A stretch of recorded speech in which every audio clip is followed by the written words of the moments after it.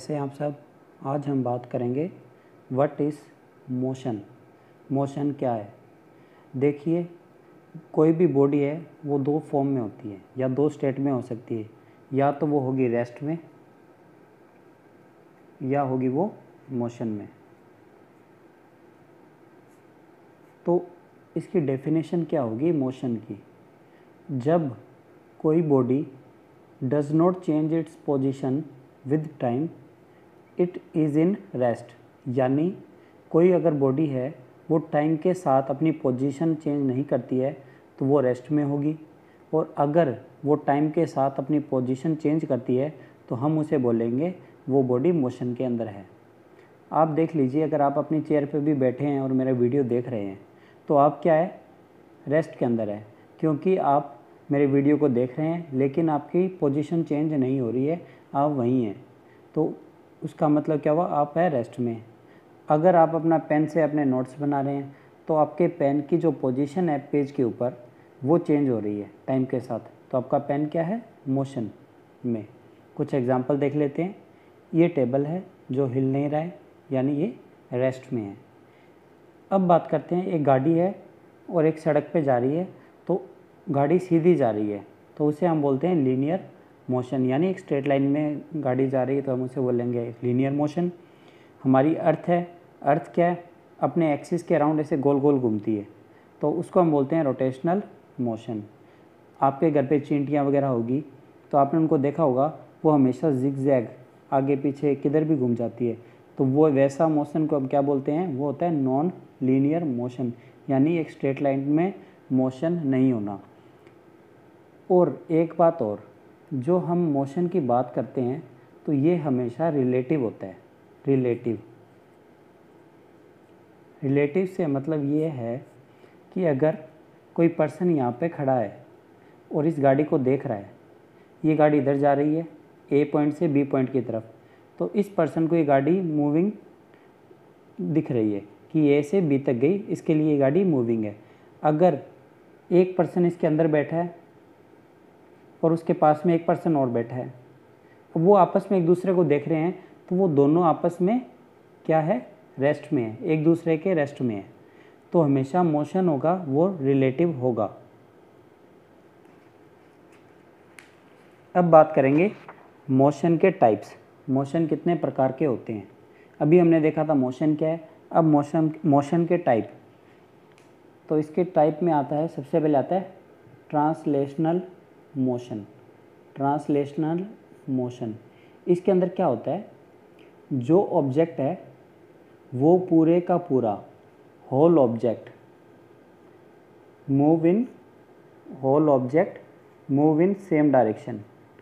जो ऑब्जेक्ट है पूरे का पूरा एक डायरेक्शन में मूव करेगा। All parts of the object move in same direction, इसे हम बोलेंगे ट्रांसलेशनल मोशन।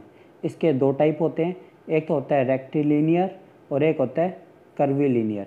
अब आप दोनों से समझ जाएंगे, रेक्टिलिनियर का मतलब कि यहाँ पे लीनियर आ गया और यहाँ पे क्या रेक्टिलिनियर, यानी एक स्ट्रेट लाइन के अंदर ये मोशन होगा, एक स्ट्रेट लाइन के अंदर। कर्वीलिनियर मोशन है वो होता है कर्व पाथ के थ्रू। अब ये दोनों मैंने बोला इसी के टाइप हैं, तो रेक्टिलिनियर के अंदर भी होल ऑब्जेक्ट मूव करेगा और कर्वीलिनियर के अंदर भी होल ऑब्जेक्ट मूव करेगा।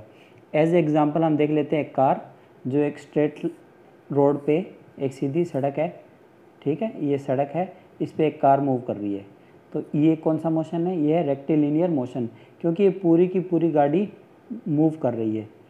कर्वीलिनियर के अंदर क्या होगा, अगर कार आगे मोड़ आता है, ये देखिए यहाँ पे ये सड़क थी, आगे मोड़ आ गया, कर्व आ गया, तो क्या गाड़ी पूरी की पूरी फुल गाड़ी जो होल ऑब्जेक्ट है वो पूरे का पूरा मूव हो रहा है, इसलिए हम इसे बोलेंगे कर्वीलिनियर मोशन। स्टोन है, आप अपने हाथ में स्टोन लीजिए और उसे एक एंगल पे थ्रो कीजिए, उस मोशन को हम बोलते हैं प्रोजेक्टाइल मोशन। लेकिन आप देखेंगे कि जो स्टोन है उसके हर पार्ट सेम डायरेक्शन में मूव कर रहा है, यानी होल ऑब्जेक्ट मूव कर रहा है।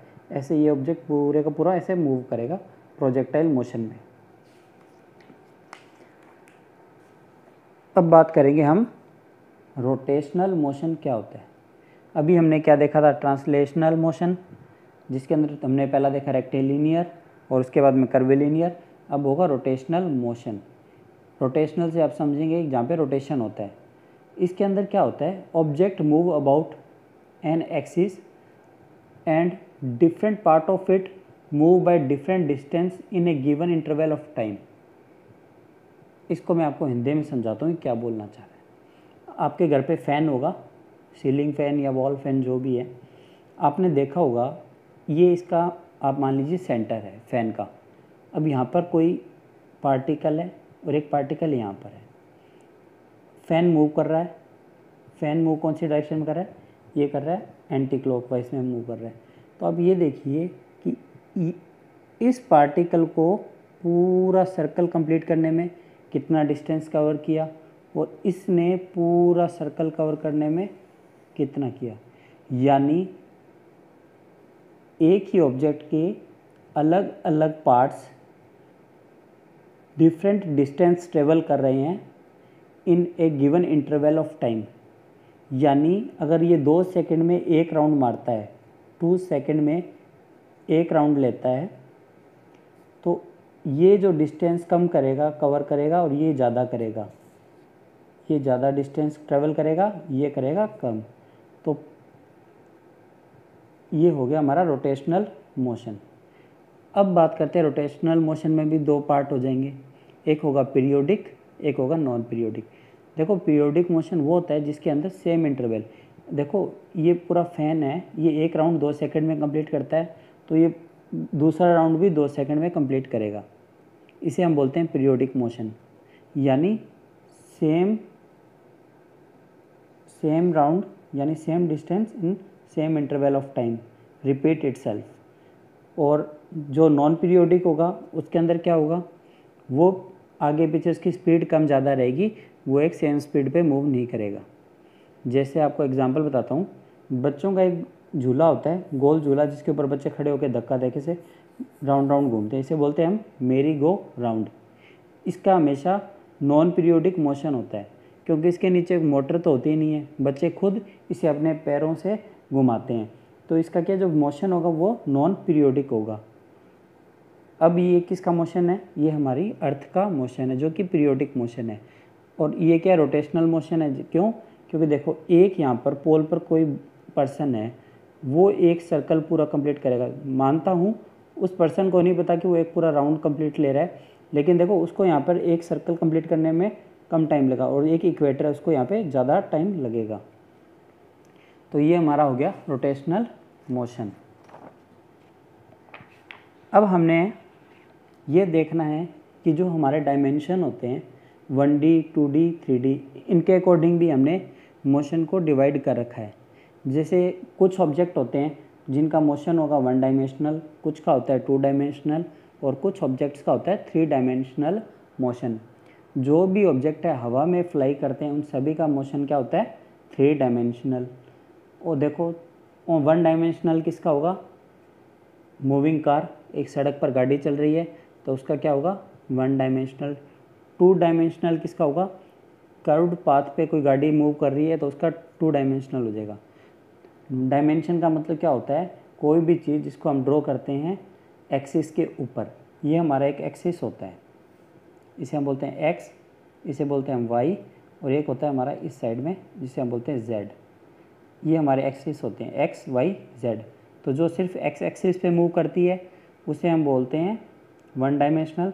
जो एक्स और वाई पे मूव करेंगे उन्हें हम बोलते हैं 2D, और जो एक्स वाई जेड पे मूव करते हैं उन्हें बोलते हैं हम 3D। अब जो बर्ड है वो हमारा फ्लाई करता है किसमें 3D के अंदर। अब बात करते हैं स्टेट ऑफ मोशन। मोशन किस प्रकार के होते हैं, एक होता है यूनिफॉर्म मोशन, एक होता है non uniform motion. Uniform motion की डेफिनेशन क्या होगी, travel equal distance in equal time interval, यानी travel equal distance in equal interval of time. यानी ये कोई डिस्टेंस है ए से बी, इसको हम 1 2 3 4 पार्ट्स में डिवाइड कर लेते हैं। यहाँ से कोई पर्सन चला, उसको ये कितना डिस्टेंस है, ये है 2 किलोमीटर, ये भी है 2 किलोमीटर, 2 किलोमीटर और 2 किलोमीटर। टाइम कितना लगा हर डिस्टेंस को कवर करने के लिए इसको हाफ आवर लगा, half hour, half hour, half hour, half hour. तो ये क्या होगा, एक हमारा यूनिफॉर्म मोशन हो गया, यानी वो 2 किलोमीटर को कवर करने में हर बार आधा घंटा लेता है। तो ये क्या यूनिफॉर्म मोशन है, travel equal distance in equal time interval. अब हम इसे अगर प्लॉट करेंगे ग्राफ में, ये डी हमारा डी(i²) ले सकते हैं, ये हमारा क्या है, ये हमारा डिस्टेंस है, ये हमारा टाइम है। डिस्टेंस टाइम का जो ग्राफ है इसके अंदर अगर हम इसे प्लॉट करेंगे तो क्या होगा, ये हमारी एक स्ट्रेट लाइन आएगी। ऐसे क्यों आएगी, देखो पहले 2 2 2 2, तो यहाँ पे कितना हो 0 1 2, फिर यहाँ पे 4 6 8, और यहाँ पे क्या होगा 0, यहाँ पे हाफ 1 1.5 2। तो ये क्या है, हमेशा ऐसे ऐसे ऐसे ऐसे ग्राफ बनेगा। तो ये क्या एक स्ट्रेट लाइन हो जाएगी। नॉन यूनिफॉर्म मोशन क्या होगा, जिसका देखो यूनिफॉर्म से क्या समझे, equal distance in equal interval of time. Non uniform का मतलब क्या होगा, टाइम को तो हम इक्वल रखेंगे लेकिन जो डिस्टेंस है वो इक्वल ट्रेवल नहीं कर रहा। आप गाड़ी चला रहे हैं तो वो क्या एक तरह से नॉन यूनिफॉर्म मोशन होता है। नॉन यूनिफॉर्म इसलिए होता है क्योंकि आपकी स्पीड है, आप जो डिस्टेंस है वो ट्रेवल करते हो वो हमेशा सेम नहीं रहता। कभी ट्रैफिक होता है या सड़क ख़राब होती है तो आपकी जो स्पीड कम होती है, जिसके कारण आपका डिस्टेंस है वो भी कम या ज़्यादा होता है। यानी आप अगर 5 मिनट के अंदर 1 किलोमीटर गाड़ी से ट्रैवल कर रहे थे तो ज़रूरी नहीं है अब हर बार 5 किलोमीटर में 5 मिनट में 1 किलोमीटर ट्रैवल करोगे। कभी आपका 6 मिनट में 1 किलोमीटर होगा तो कभी आपका 4 मिनट में भी हो सकता है।